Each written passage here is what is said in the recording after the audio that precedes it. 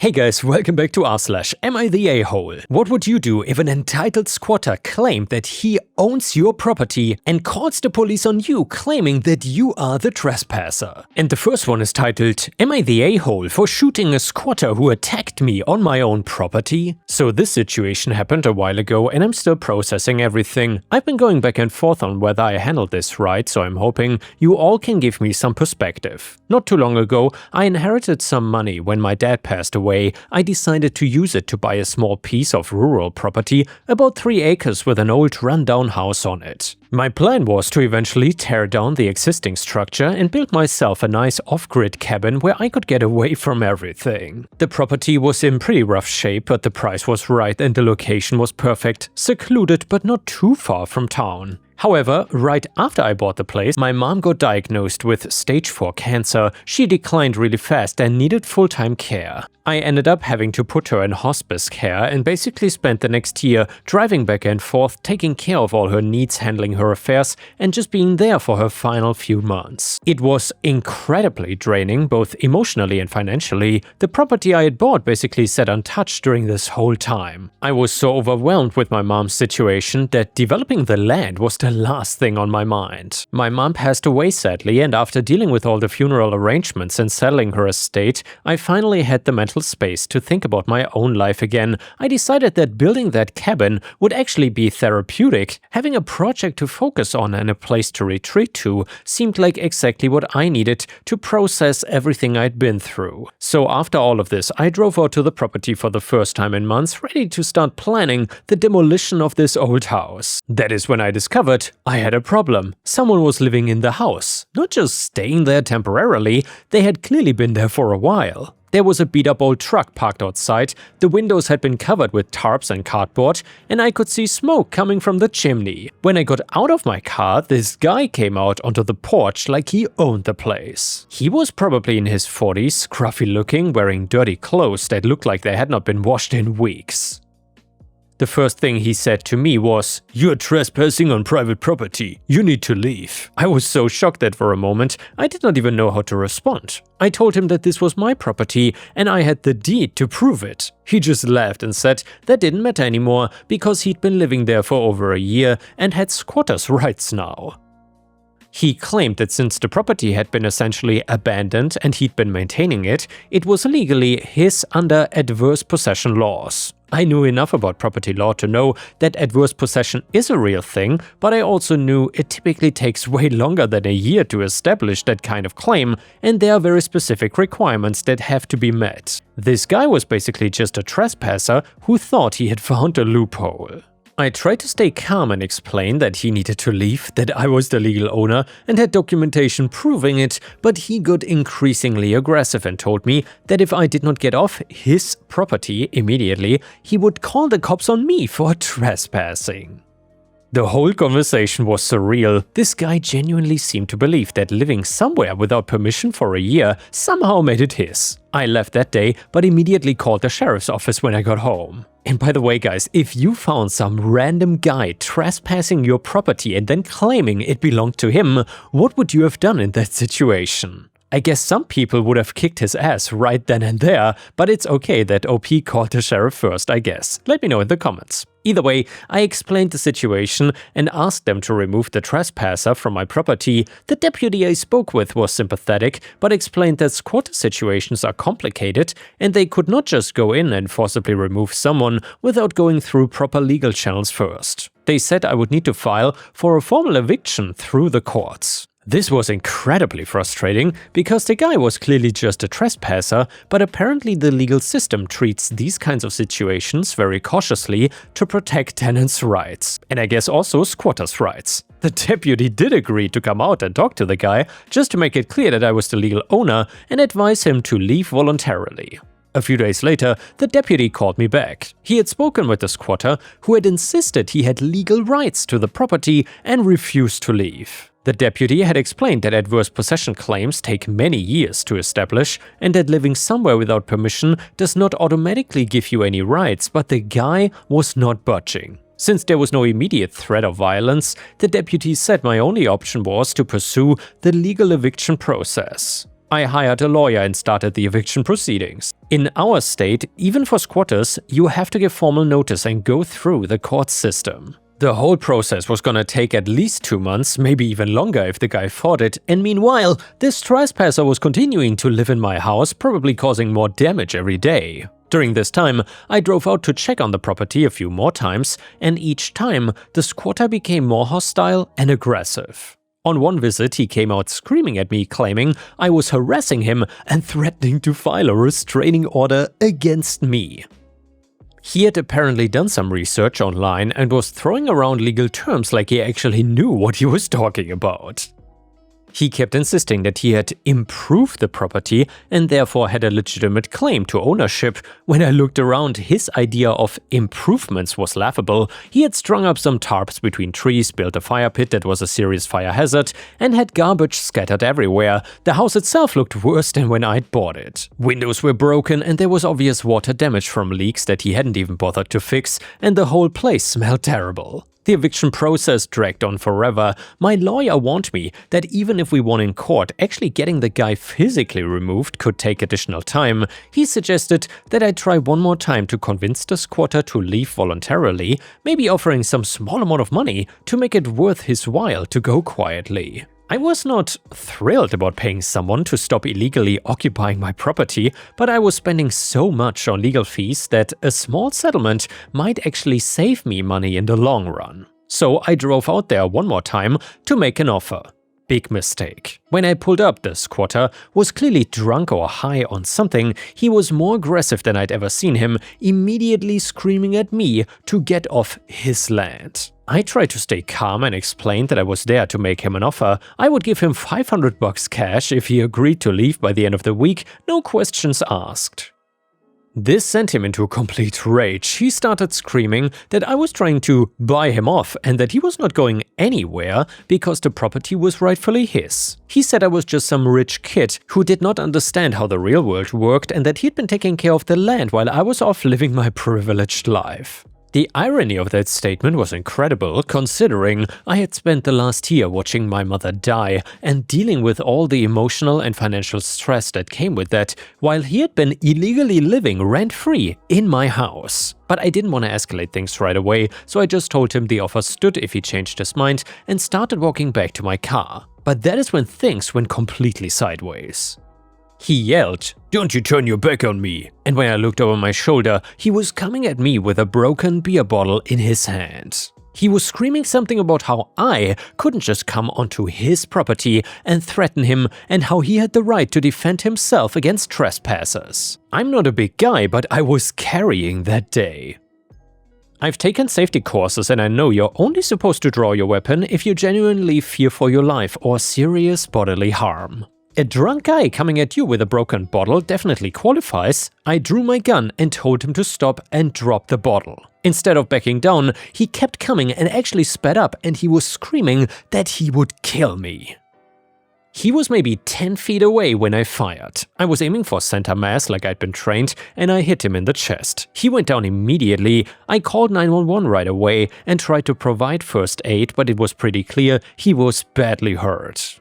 The paramedics arrived first, followed by the sheriff's deputies, and they transported him to the hospital while I gave my statement. The whole thing was investigated thoroughly. Multiple witnesses confirmed his increasingly erratic and aggressive behavior over the previous weeks. The deputies found drug paraphernalia in the house, which explained his behavior that day. In the end, it was determined that I had acted in self-defense. No charges were filed against me. The squatter survived, but he's facing multiple charges including assault with a deadly weapon, drug possession, and criminal trespassing. His public defender tried to argue that he genuinely believed he had rights to the property, but the evidence was pretty clear that he knew he was trespassing and had been told repeatedly by law enforcement that he had no legal claim. The civil side was resolved pretty quickly too. With the criminal charges pending against him, his lawyer advised him to drop any claims to the property. I was finally able to take possession of my land, though the house was in such bad shape that by that point it was definitely a total loss. I ended up having to completely start over with my cabin plans. The squatter had caused significant damage during his time there: broken windows, holes in walls, water damage from broken pipes, and the whole place was basically contaminated with drug residue and had to be professionally cleaned before it could be safely demolished. My insurance covered some of it, but I was still out thousands of dollars in additional costs. The squatter eventually pled guilty to reduced charges and got 2 years in county jail, plus restitution for the property damage and everything else he did. He also had to formally renounce any claim to the property as part of his plea agreement. In the end, I finally got my cabin built. It's everything I wanted it to be, completely off-grid, solar-powered with a wood stove and a well for water. It's become my refuge where I can go to process everything that happened with my mom and get away from the stress of regular life. The whole experience was traumatic, but in a weird way, it made me appreciate what I have even more. But here's where I'm conflicted. Some people have actually told me that I should have tried harder to resolve things peacefully, that shooting someone is never the right answer, even if it is legal. Others have said the guy got what he deserved for attacking me with a weapon. A few people have suggested that I should have just walked away from the property entirely, rather than risk a violent confrontation. I keep replaying that final day in my head. Could I handled it differently? Should I have seen the signs that he was impaired and avoided going out there that day? Was offering him money actually a mistake that made him more aggressive? To be honest, I followed all the proper legal channels and tried to resolve things peacefully for months before it came to violence. At the same time, this was my property that I'd legally purchased with money from my father's inheritance.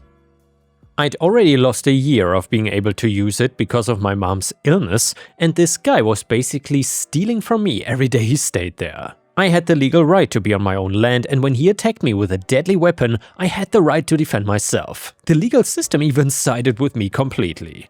But I still sometimes wonder if there was some other way it could have played out. I guess what I'm really asking here is whether you think I'm morally in the wrong here, even though I was legally in the right. Should I have just absorbed the financial loss and walked away, rather than risk someone getting hurt? Was I wrong to keep pushing the issue when I could see the guy was getting more unstable?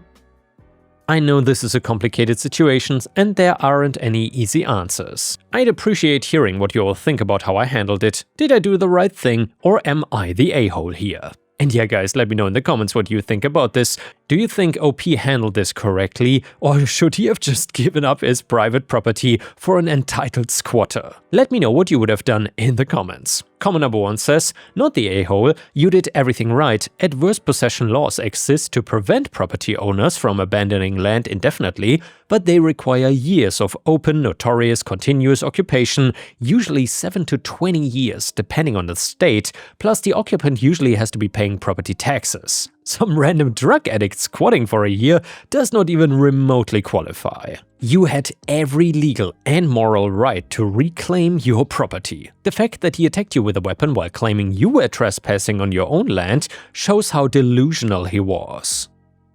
You're incredibly lucky that you were armed that day. Don't second guess yourself. You handled an impossible situation as well as anyone could have. Comment number 2, not the a-hole, and thank God you were prepared. As someone who's also dealt with unstable trespassers on rural property, you did absolutely nothing wrong. A broken bottle can easily kill someone. You don't have to wait until you're bleeding out to defend yourself. The legal system got this exactly right. Your mom would be proud that you survived to build that cabin she would want you to have. Comment number 3, everyone sucks here, but hear me out. You are not the a-hole for defending yourself when attacked. That is 100% justified. You're not the a-hole for trying to reclaim your property through legal means, but I think you made a tactical error offering him money. That probably came across as either desperation or condescension to someone who was already mentally unstable. Once you knew he was getting more aggressive and potentially using drugs, going out there alone was not the smartest move. That said, the blame here is probably 95% on him and 5% on you for poor tactical decisions. The shooting itself was completely justified though. Comment number 4, and careful guys, this one is a doozy. You're the a-hole. You're literally everything wrong with capitalism and private property. First of all, the land belongs to everyone. The fact that you think you can own 3 acres because you gave some money to a bank is exactly the kind of capitalist brainwashing that's destroying our society. That squatter had more right to be there than you because he was actually using the land and making it his home while you were off living your privileged life. You abandoned that property for a whole year. In any sane society, that would mean you forfeited your claim. This man was experiencing homelessness and found shelter, and instead of showing basic human compassion, you called the cops on him like some kind of Karen. Do you have any idea how dramatic it is for unhoused people to be threatened by the police? Then you had the audacity to offer him money? Like he's some kind of lady of the night you can just pay to disappear? That's the most condescending, classist thing I've ever heard. Of course he got angry, you were treating him like garbage. And then you almost murdered him over property.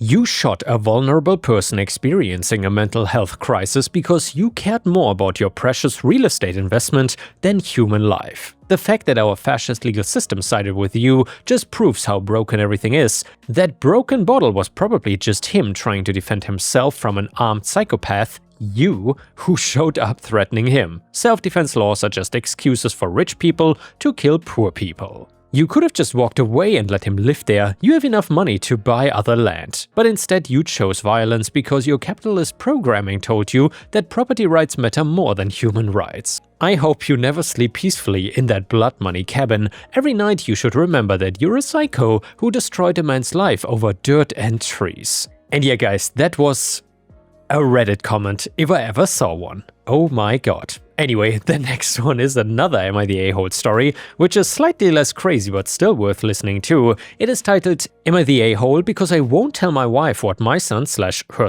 stepson has in savings from my late wife. So my wife in her 40s and I, also 40s, have a blended family. I have a 16-year-old son with my late wife, and my wife has a 13-year-old daughter and a 12-year-old son with her ex-husband, and they share custody. We have a 4- and a 2-year-old together, and when my late wife was sick, she told me that she wanted a percentage of the compensation she was issued for her medical misdiagnosis to go to our son's savings. She also had a second savings account that she wanted to add to it. This was on top of what the two of us had saved for him before her illness.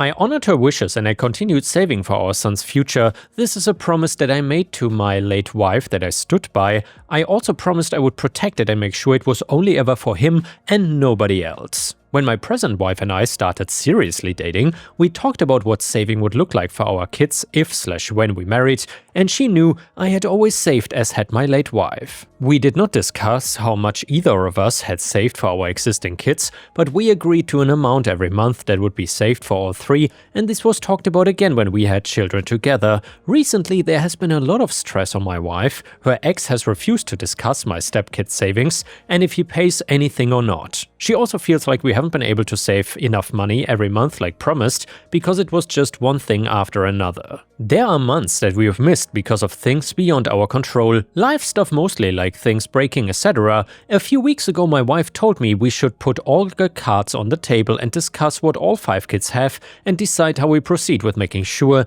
everyone gets what they need for the future.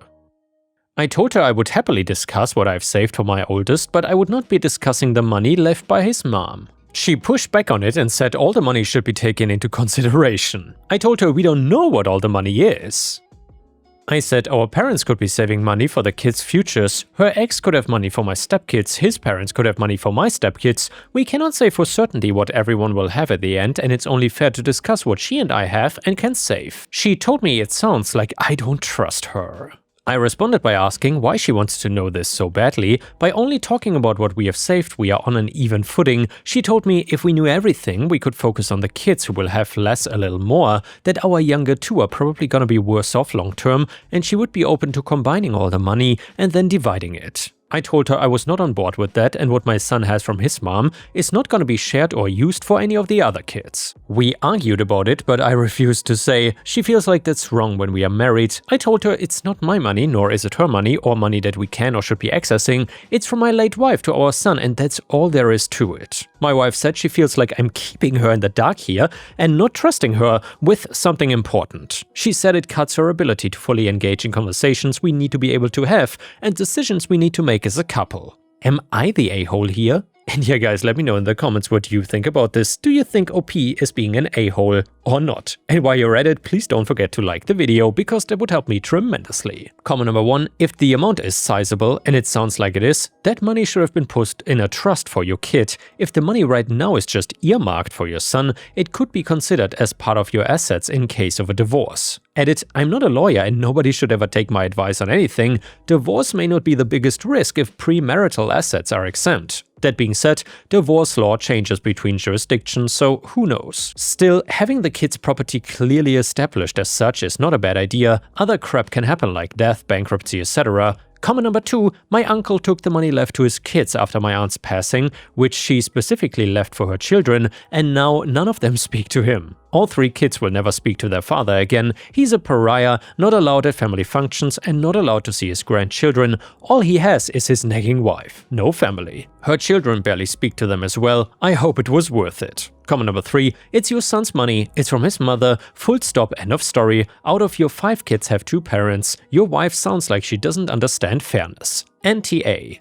And the next one is a funny story from r/PattyRevenge. It is titled, Revenge Against a Couple Who Stole Our Spot on Vacation. So my wife and I were on vacation at a Caribbean resort. It was not very crowded. We picked out a couple of nice lounges and spent most of the week there with no issues. Another couple showed up a few days before we were scheduled to leave. Wife caught them looking at us a few times over a couple of days.